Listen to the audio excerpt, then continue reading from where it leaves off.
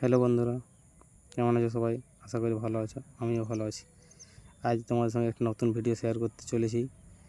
Coil কীভাবে repairing করা যায়। কয়েল রিপেয়ারিং করার জন্য কি কি করতে হয় সেটা দেখো। আমি সেটা দেখাচ্ছি, আপনাদের সঙ্গে তুলে ধরছি ভিডিওটাতে। ঠিক আছে, তোমরা দেখতে থাকো ভিডিওটা, কন্টিনিউ। চলো,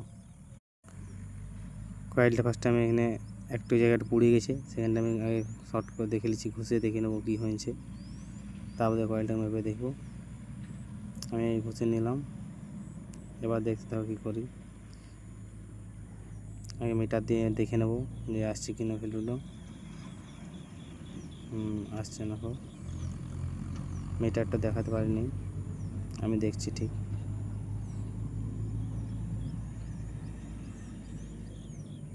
এখান থেকে এখানে আসছে, দেখো সিরিজ ল্যাম্পে চেক করছি, বাইরেটা ঠিক আছে, ভিতরেটাও ঠিক আছে। ওখানে একটু শর্ট করতে হবে। স্লিপিং পরেন দিন পাইপগুলো, তারগুলো যেগুলো লিড বেরাবে সেগুলো স্লিপিং দিতে হবে। ঠিক আছে,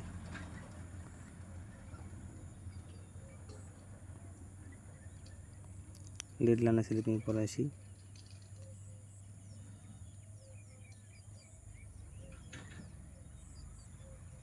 ওটার মাপে আরও টিকিট নিতে হবে, কেন কি 3টে তার আছে, 2টো ছিল, 3টা কাটা হয়ে গেল।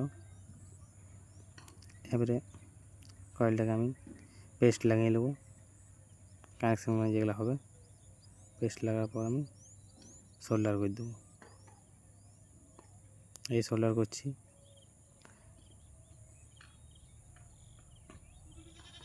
এই আয়রনটা খুব ভালো আয়রন বটে, একদম সোল্ডিং এক ঘড়িতে হয়ে যায়।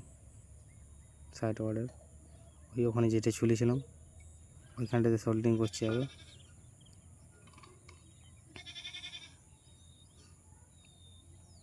তারপর একটি টাই দিয়ে এখানে বেঁধে দেবো।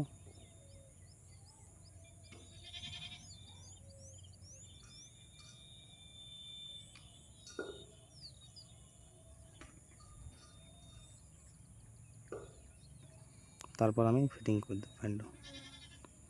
ফিটিং করার পর দেখা ঘুরছে কিনা।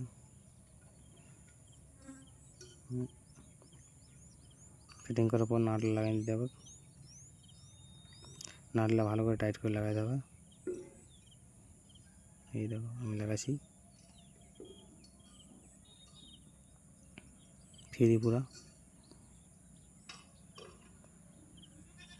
কানেকশান করে নেবো। সব